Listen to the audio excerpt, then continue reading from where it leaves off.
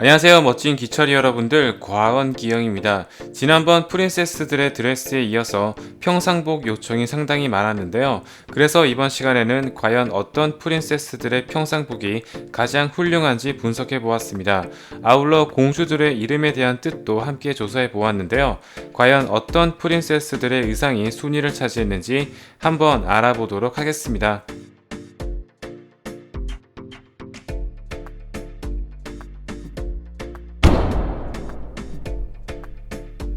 먼지 투성이란 뜻을 지닌 신데렐라의 평상복입니다. 평상복이라고는 하지만 거의 작업복 수준인데요.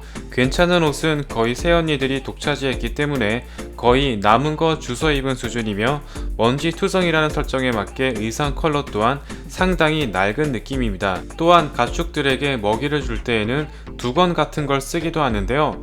온갖 가축들과 쥐를 만진 뒤 손을 씻지 않은 채로 새언니와 계모들에게 음식을 만들어주는 소심한 복수를 즐겨온 걸 알 수 있습니다. 1950년대의 하녀 복장을 주로 참고한 듯하며, 비슷한 시기에 제작되었던 사운드 오브 뮤직이나 바람과 함께 사라지다의 주인공들처럼 신분이 크게 높지 않는 여성들이 착용한 스타일인 것으로 추정됩니다. 다만 이러한 옷을 입고도 새언니와 계모들의 미움을 받을 정도였다면 신데렐라가 얼마나 뛰어난 미모를 지니고 있는지 알 수 있겠죠. 미녀와 야수의 벨의 이름은 종을 뜻하고 있습니다. 프랑스어로 미녀라는 뜻을 담고 있습니다. 신데렐라와 비슷한 스타일의 의상이지만 완전 하녀 취급했던 신데렐라와는 달리 산뜻한 밝은 파란색인 것으로 보아 어느 정도 약간의 소득이 있는 계층의 의상으로 보이는데요. 애니메이션에서는 모리스의 발명품이 계속 실패했으며 벨의 집이 위치해 있는 장소 또한 땅값이 높은 번화가에서 아주 멀리 떨어져 있다는 점을 볼 때 집안 사정이 대충 어떤지 알 수 있습니다. 실사 영화에서도 색상이나 디자인은 거의 똑같이 재현되었으며 환절기에 걸칠 수 있는 재킷도 추가되었는데요. 다만 열심히 가축들을 만지고 돌보았던 신데렐라와는 달리 빨리 이 마을을 떠나고 싶다며 사료통을 발로 차버리는 다소 흉악한 면모를 보여주기도 했습니다. 신데렐라와 벨에 이어 한 단계 신분이 상승한 티아나의 의상입니다. 터키어로 공주라는 뜻을 지니고 있는데요.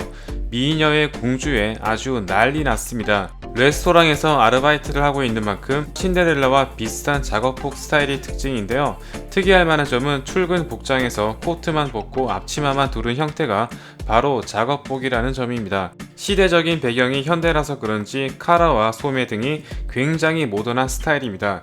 다른 디즈니 프린세스들이 그러하듯 티아나 역시 엄청난 운동신경을 지니고 있는데요. 주방장이 던진 음식 그릇을 모두 받아내는 모습은 급식판에 모든 음식을 담아냈던 스파이더맨의 견줄 정도입니다. 파우더를 뿌리는 솜씨 또한 예사롭지 않은데요. 청소에 신데렐라가 있다면 서빙에는 티아나가 있다고 해도 과언이 아닙니다. 몽란이라는 뜻을 지닌 뮬란입니다. 실제 영어 발음은 뮬란이지만 중국어 발음은 물란입니다. 이름 때문인지 집 정원에 몽란꽃이 많이 핀 것을 볼 수 있는데요. 그녀의 머리핀 역시 몽란꽃이 장식되어 있습니다. 다른 프린세스와는 달리 군복이 평상복이라는 것이 특징입니다. 당나라 시대를 배경으로 한 만큼 당시 군복에서 모티브를 얻은 듯하며 빗자루와 쟁반을 들었던 신데렐라와 티아나와는 달리 칼과 폭탄을 착용할 수 있도록 제작되었습니다. 한간에는 드레스보다 훨씬 편하다는 소문도 들려오고 있는데요. 다른 프린세스들이 구두를 신고 산악 등반을 한다던가 맨발로 절벽을 기어오른다는 점을 볼 때 오히려 군화를 착용하는 것이 훨씬 용이할 수도 있으며, 천으로 된 옷을 걸친 채 액션을 펼치는 다른 주인공들과는 달리 방어력적인 면에서 월등한 스펙을 보유하고 있습니다. 폴리네시아어로 바다라는 뜻을 지닌 모아나의 복장입니다. 직속 선배인 포카혼타스와 굉장히 비슷한 의상으로서 원피스 스타일로 상당히 세련되게 디자인했던 포카혼타스와는 달리 실제 사모아 전통 의상을 충실히 재현하는 데 초점을 맞추었습니다.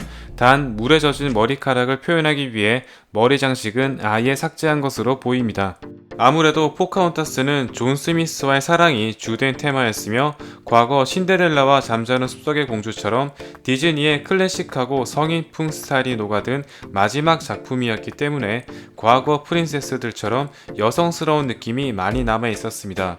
다만 모아나의 경우 테피티와 자신의 섬을 구원하는 리더격 모습을 많이 보여주었으며 포카혼타스와는 달리 연령대를 낮게 잡음으로써 발랄한 느낌을 주는데 초점을 맞춘 듯 해보입니다. 신의 사자라는 뜻을 지닌 디즈니 프린세스 3대 미녀 에리얼입니다. 참고로 플라운더는 허둥대다라는 뜻을 지니고 있습니다. 애니메이션에서 지겹도록 예쁘다는 말을 들은 몇 안 되는 인물이기도 하며 어떤 옷을 걸쳐도 에릭이 정신줄을 놓을 정도로 그야말로 외모가 열일한 주인공입니다. 목소리를 거래한 것도 본인의 외모에 꽤 자신이 있었기 때문이 아닐까요? 에리얼의 평상복이라 부를 수 있는 조개 껍데기 의상 역시 에리얼의 외모 덕을 많이 봤는데요. 디자인은 비쌀지언정 언니들의 의상과 지느러미 색깔이 다소 과하게 튀는 컬러인 반면에 유독 에리얼만 바닷속 색감과 어울리는 것이 특징이며 다른 조연급 인어들보다 훨씬 신경을 많이 쓴 흔적이 보이는 디자인입니다. 우아한 숙녀라는 뜻을 지닌 안나의 춘추복입니다. 확실히 안나와 엘사의 색감 선택을 어떻게 선정하는지 알 수 있는 부분인데요. 엘사는 주로 한색 계열 위주로 사용했다면 안나는 난색 계열 위주로 사용하는 걸 볼 수 있습니다. 신비로운 느낌의 엘사와는 달리 친근하면서 활동적인 안나의 설정에 걸맞는 의상으로서 굉장히 말괄량이 같았던 1편에 이어서 상당히 여성스러워진 모습이었습니다. 다만 이런 옷을 입고도 올라프가 탄 열차를 따라잡는 엄청난 뜀박질 실력과 온 동네를 휘젓고 다니는 엄청난 활동량을 보여주었습니다. 좌스민이라는 꽃의 이름을 그대로 차용한 좌스민의 평상복입니다. 디즈니 프린세스 통틀어 가장 과감한 의상이 아닐 수 없는데요. 현재 아랍 여성들의 의상을 생각해 본다면 상당히 파격적인 스타일이라고 해도 과언이 아닙니다. 청순하고 지적인 이미지의 다른 공주들과는 달리 유독 섹시한 느낌이 강조되었는데요. 그러한 스타일을 반영하듯 좌스민의 평상복과 자파가 만들어준 의상 역시 그러한 설정을 반영하고 있습니다. 에리얼의 의상 역시 노출이 높은 것이 특징이지만 그렇게 성숙한 느낌이 들지 않는 것에 비해 좌스민의 경우 특유의 베베 꼬는 몸짓으로 인해 상당히 진한 느낌이 드는 것이 특징입니다. 벨리 댄스 의상에서 모티브를 얻은 듯하며 실사 영화에서는 의상 컬러만 유지한 채 노출을 모두 가리면서 좀 더 품위 있게 변경되었습니다. 실제 애니메이션에서 고난이도 액션을 수행해야 되는 장면이 상당히 많은데요. 장대 멀리뛰기를 시전하는가 하면 양탄자 씬에서는 카메라를 사방팔방 비추는 장면이 많기 때문에 활동성을 강조하기 위해 치마보다는 바지를 선택한 것으로 보입니다. 엘사, 에이리얼과 함께 3대 미녀로 평가받는 오로라의 평상복입니다. 오랜 시간 동안 아이가 없었던 왕과 왕비에게 한 줄기 빛과 같은 존재라는 뜻으로 새벽이라는 뜻을 지니고 있습니다. 잠자는 숲속의 공주의 그림체가 다른 디즈니 애니메이션과는 달리 유독 각진선이 특징인데요. 오로라의 외모와 스타일 역시 이러한 그림체를 반영하듯 굉장히 고전적이면서 클래식한 느낌을 주는 것이 특징입니다.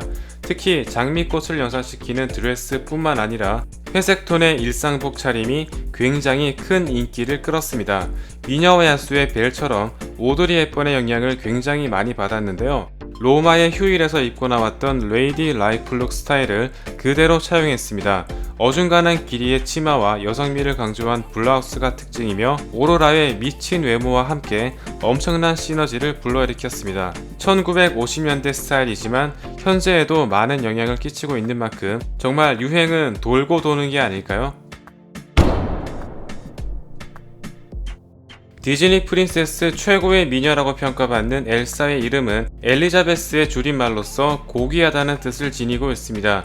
이름에서도 알 수 있듯이 엘사의 전체적인 스타일은 신비스러우면서도 고결한 느낌을 주기 위해 흰색, 하늘색, 연보라색 위주의 색감이 많이 사용되고 있으며 머리색 역시 거의 흰색에 가까운 금발입니다. 꽃으로 장식된 녹색 여름 의상과 올라프의 어드벤처에 등장했던 겨울 의상도 훌륭했지만 확실히 겨울왕국 2편에 등장했던 연보라색 드레스가 가장 어울렸던 의상이 아닐까 싶은데요. 긴 망토와 함께 몸매가 드러나는 다른 의상과는 달리 기존의 대관식 복장의 느낌도 언뜻 보이는 느낌인데요. 특유의 오프숄더 디자인이 가미되어 굉장히 여성스러우면서 귀족스러운 느낌을 연출하고 있습니다. 또한 앞에서 언급한 파스텔 계열의 색감과 함께 엘사의 신비스러운 느낌을 강조하기 위해 소매와 어깨 부분이 모두 통짜로 되어 있다는 특징이 있습니다. 피부가 눈처럼 하얗다는 뜻을 지닌 백설공주입니다. 춤을 추거나 특별한 날을 기념하기 위한 드레스와 일상생활을 하기 위한 평상복이 따로 존재하지만 백설공주는 드레스 한 벌로 모든 생활을 해냈습니다. 심지어 잠을 잘 때에도, 요리를 할 때에도, 청소를 할 때에도 불편하게 짝이 없는 드레스와 구두를 신고 이 어려운 걸 또 해내고야 말았습니다. 모든 동물을 컨트롤할 수 있는 절대 강자답게 언제 어디서나 아주 위험이 넘치는 모습이 아닐 수 없습니다. 지금까지 드레스에 이은 공주들의 평상복이었습니다. 그 외에도 주먹왕 랄프에 등장했던 티셔츠도 빼놓을 수 없습니다. 만든 이는 신데렐라와 친분이 있는 쥐들인데요. 지금까지 의상을 만들었던 요정 할머니, 플로라, 엘사, 지니, 자파에 이어서 의상 제작에 상당히 소질이 있다고 해도 과언이 아닙니다. 겨울왕국부터 본격적으로 드레스나 평상복이나 거의 별반 차이가 없는 퀄리티로 제작되고 있는데요. 자녀를 둔 부모님들에게는 여간 힘든 일이 아닐까요? 다음 시간에도 재미있는 리뷰로 돌아오겠습니다. 감사합니다.